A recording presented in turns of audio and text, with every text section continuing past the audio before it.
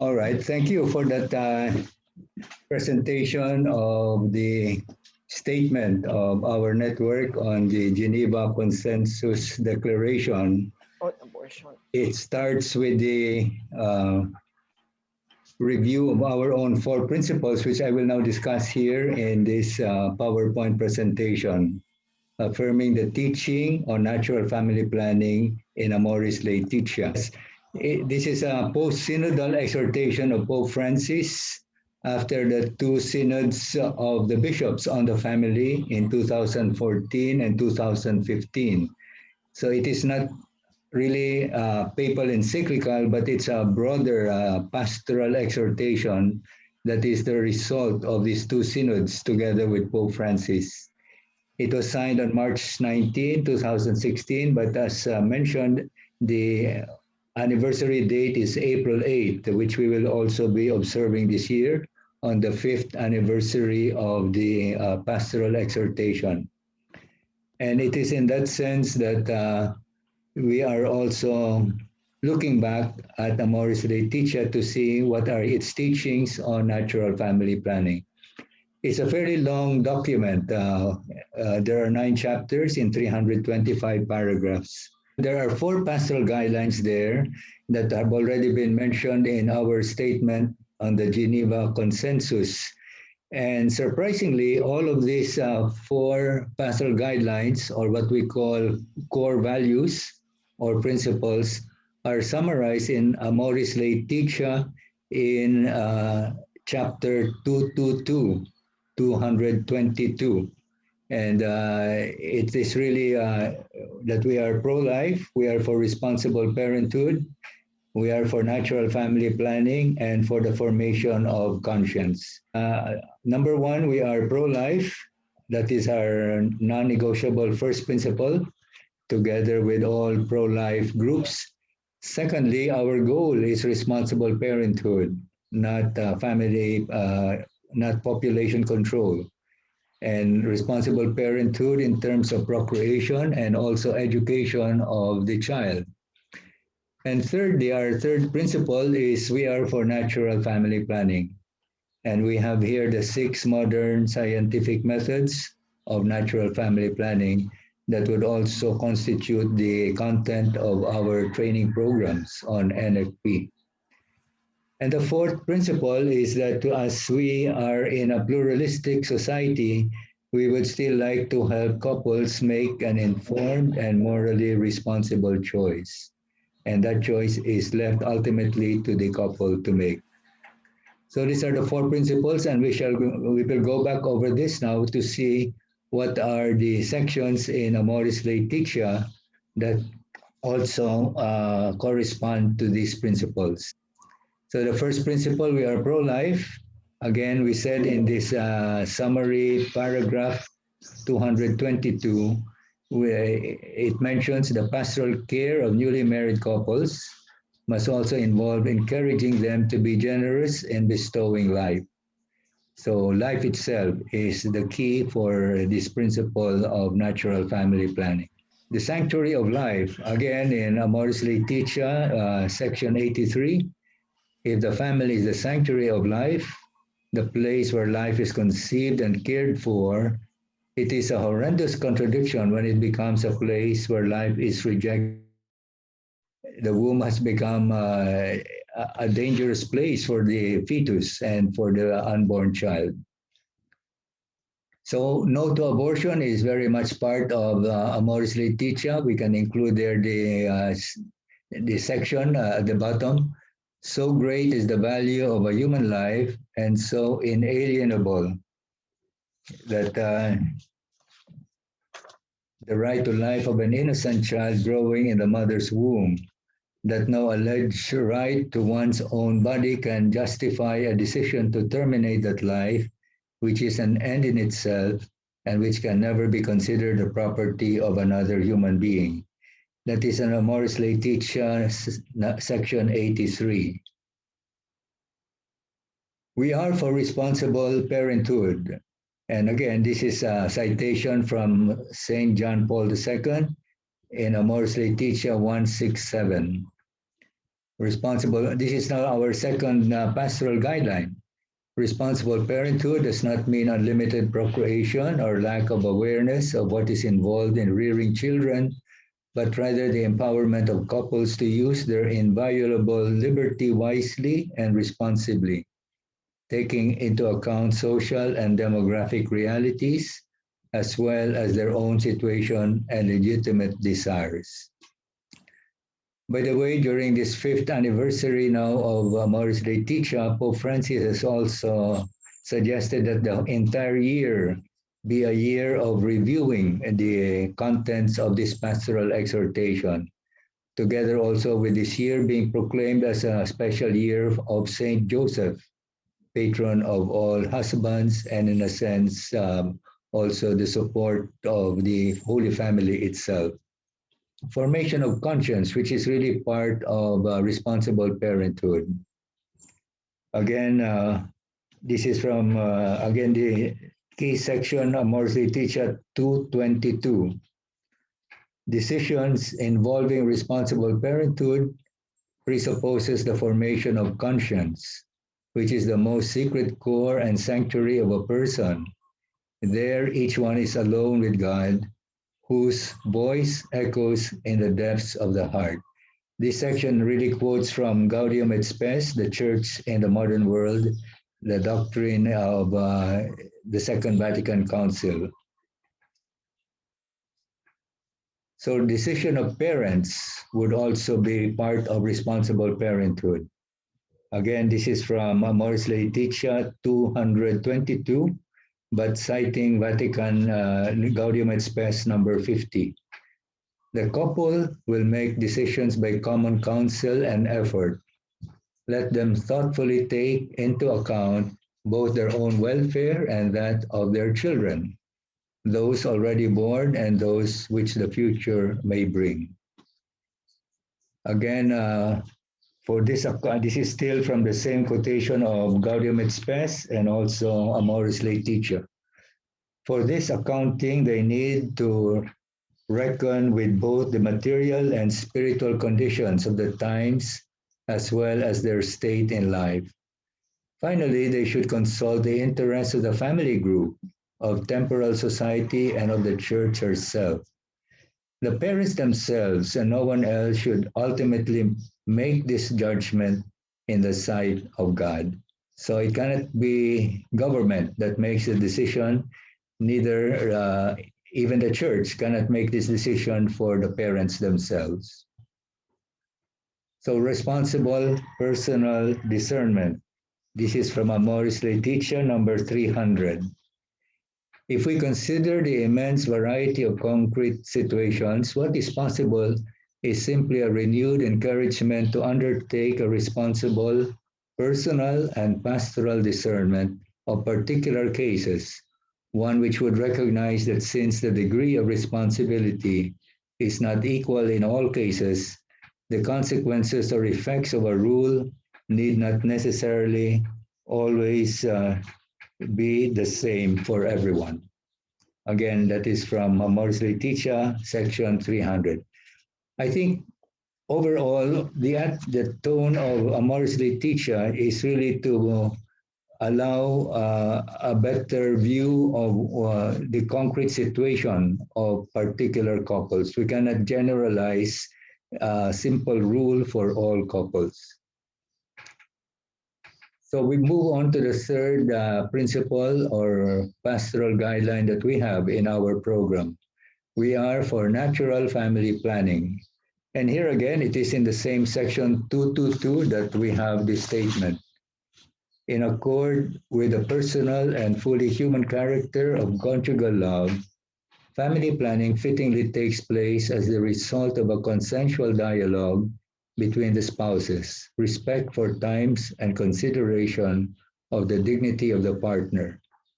In this sense, the teaching of the encyclical Humanae Vitae and the apostolic exhortation Familiaris Consortio, this is put up by Pope John Paul II during his time, ought to be taken up anew in order to counter a mentality that is often hostile to life. So the use of natural methods, and this is from the Catechism of the Catholic Church, which is also cited in, again, section 222 of Amoris Laetitia. The use of methods based on the laws of nature and the incidence of fertility, humanae vitae, are to be promoted since these methods respect the bodies of the spouses, encourage tenderness between them, and favor the education of an authentic freedom. So this is quite clear from the teaching of the Catechism itself. Contraception, again, this is from Amoris Laetitia, section 80. In line with Humanae Vitae, from the outset, love refuses every impulse to close in on itself. It is open to a fruitfulness that draws it beyond itself. Hence, no genital act of husband and wife can refuse this meaning, even when for various reasons it may not always in fact beget a new life. So this is again in line with the teaching of Humanae Vitae of Pope Paul VI. So the gift of children, this again is cited in Amoris Laetitia 222. Children are a wonderful gift from God and a joy for parents and the church. Through them, the Lord renews the world. Okay, so we move on to the fourth principle or pastoral guideline that we follow in our program. We are for enabling couples to make an informed and morally responsible choice according to the dictates of a right conscience. And this is perhaps the most complicated pastoral guideline that we have, in the sense that there are many moral guidelines to keep in mind. So first, we understand the meaning of conscience and the objective ideal. Naturally, every effort should be made to encourage the development of an enlightened conscience or a correct conscience. Yet conscience can also recognize with sincerity and honesty what for now is the most generous response which can be given to God, and come to see with a certain moral security that it is what God Himself is asking amid the concrete complexity of one's limits, while yet not fully the objective ideal. This is from the section 303 of Amoris Laetitia. So as we move on, we can understand what this means. With regard to rules and discernment, again in section 304, the pastoral exhortation cites St. Thomas Aquinas. Although there is necessity in the general principles, the more we descend to matters of detail, the more frequently we encounter defects. It is true that general rules set forth a good which can never be disregarded or neglected, but in their formulation, they cannot provide absolutely for all particular situations. In other words, a mother with only one child or another with 10 children already have a very different situation to confront. And in that sense, there can be no general rule in that sense that is applicable to everyone. Natural law and personal decisions. Natural law could not be presented as an already established set of rules that impose themselves a priori on the moral subject. Rather, it is a source of objective inspiration for the deeply personal process of making decisions. Again, I think in our training programs, we do encounter couples or women that say that by circumstances they adopt contraceptives. It is not for us to make a judgment that although we say that there are general rules that their situation has to be followed in terms of just following the general rule. And as it is here, it says natural law can be a source of objective inspiration, but the process itself of making decisions is deeply personal and you might say specific to the situation. We move next to what are the mitigating factors and situations that are pointed out. And this again is from the section 301 of Amoris Laetitia. The Church possesses a solid body of reflection concerning mitigating factors and situations. Hence, it can no longer simply be said that all those in any irregular situation are living in a state of mortal sin and are deprived of sanctifying grace. This statement refers mostly to maybe couples that find themselves in circumstances of divorce or separation. And what the pastoral exhortation is referring to is really that we cannot judge people in irregular situations. And we can say that that also includes couples in what we might term irregular situation in using contraceptives or other forms of family planning. So it would be good to keep in mind the norms for a sinful act. And here again, we have very briefly, moral theologians would tell us that there are four dimensions to consider. First, the object or the act itself. And maybe one example I give here is the object or act of killing someone. That is, in a sense, intrinsically wrong, objectively. But the intention or motivation, it can be a motivation of murder, killing someone intentionally, or it can be the intention of self-defense or defense of a country. So the intention is very different in those two cases. Full knowledge and consent, whether the individual knows what he or she is doing, and also whether the individual gives full consent to the action. And the circumstances can also vary. As we mentioned, a couple with one child has a very different situation from a couple with 5 or 10 children. And similarly, a couple that can afford to send a child to, you might say, better schooling, and someone who is in dire poverty, there are very different situations. So, what are still these mitigating factors? And these are mentioned in Amoris Laetitia 302, but this is also taken from the Catechism of the Catholic Church. And we have it there. Immutability and responsibility for an action can be diminished or even nullified by ignorance, inadvertence, duress, fear, habit, inordinate attachments, and other psychological or social factors.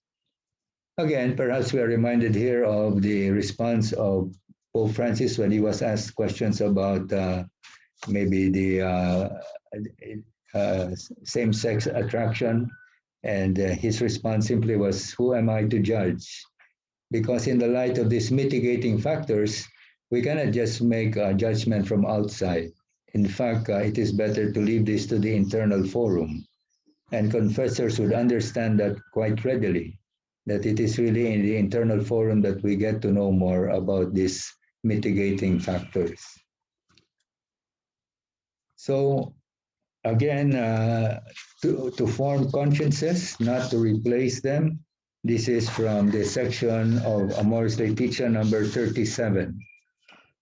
We find it hard to make room for the consciences of the faithful, who very often respond as best they can to the gospel amid their limitations, and are capable of carrying out their own discernment in complex situations. We have been called to form consciences, not to replace them. In the seminars that I help give, I also mentioned that the church is asked to form consciences, not to force consciences.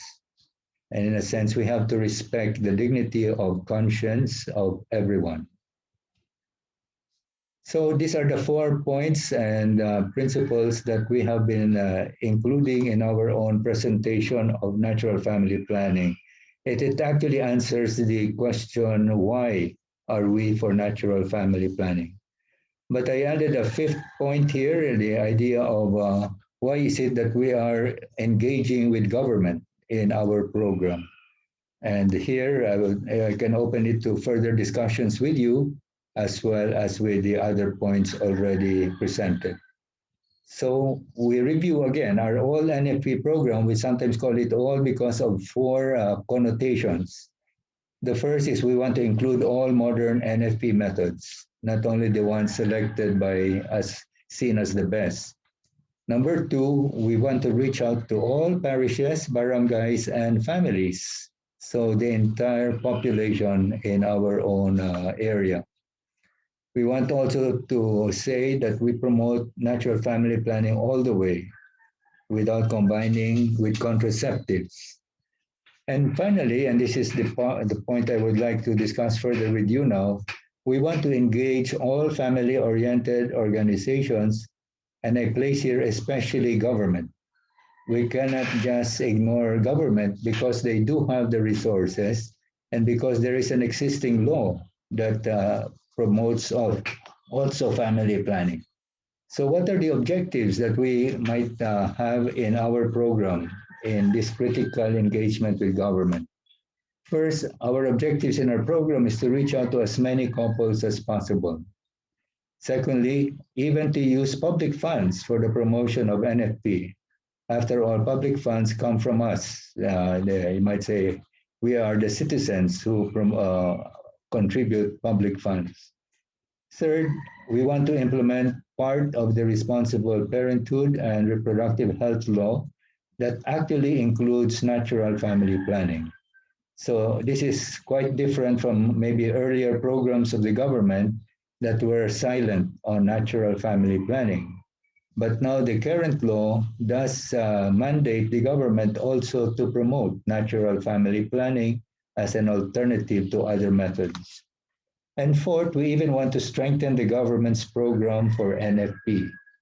Our experience, for instance, in Cagayan de Oro is that we have been able to help the city government and also some municipal governments in promoting natural family planning. And we have given training seminars for government workers themselves. And I think that is the experience also in other parts of the country. What are the criticisms for our working with government? The church uses, some would say, tainted funds because government is promoting contraceptives. Again, some would say the church is just being used by government to justify the promotion of contraceptives. And also, the Catholic bishops in past statements have said no to collaboration with government on family planning. But our response here,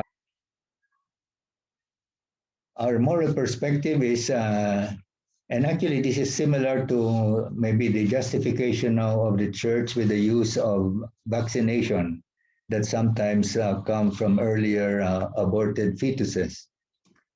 Our engagement or cooperation can be seen as material, not formal with government.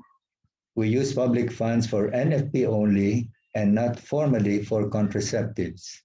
It is also indirect cooperation, not direct. There is no direct involvement in contraceptive promotion. Our intention is purely to use public funds solely for NFP promotion. In fact, again, in Cagayan de Oro Archdiocese, when we receive the funds for government, we make that clear to them that it will solely be for NFP promotion. And they do understand that and respect our program for that. And also, we can say it is remote cooperation if there is any. The promotion is done separately from the government's program for contraceptives. So there is no mention at all about contraceptives as an alternative for family planning in our seminars. So again, to summarize, there are many other points that we can keep in mind in Amoris Laetitia, but I thought maybe we can just summarize them here now for our purposes. And again, the broader approach of Amoris Laetitia is really to help couples in their marriage situation. But one particular dimension of the marriage situation of couples is really family planning. So a general suggestion in Amoris Laetitia is we can accompany couples, especially young couples, and that is the way of charity. in their own concrete situation. And as we said, situations vary from couple to couple. Secondly, there is such a principle as the gradualness in pastoral care. We cannot immediately expect couples to adopt the program that we have, but in accompanying them, we can gradually help them to see the beauty and the positive aspect of natural family planning. A third dimension is also to help couples make their own discernment in irregular situations. Again, there is no one solution to various different concrete irregular situations of couples. And again, we have to respect their own decision. And finally, we have seen the rules and mitigating factors that we have already included in the earlier frames. So it is in this sense that our pastoral approach, from the point of view of Amoris Laetitia, should always be to welcome couples and to accompany them, never to condemn them. In fact, one section of Amoris Laetitia would say sometimes we mention the rules like throwing stones at the couple. But in another sense, again, Amoris Laetitia would say, like the Good Shepherd, we should welcome everyone and to accompany them to, you might say, adopt the kind of situation that the church envisions. So maybe we can end with this statement, our pastoral discernment with hope. And this is again from the uh, Amoris Laetitia 312. Amoris Laetitia offers us a framework and a setting which helps us avoid a cold bureaucratic morality. Instead, it sets us in the context of a pastoral discernment filled with merciful love, which is ever ready to understand, forgive, accompany, hope, and above all, integrate. And that I think is the attitude and approach that we in the All NFP network would like to adopt, that we offer the services and the dimension of natural family planning as something that can be adopted by couples, but not to force everyone to adopt this immediately. And I think in our pastoral approach, we are also following these guidelines of Amoris Laetitia. So we thank you for your attention and feel free to add some more if you wish.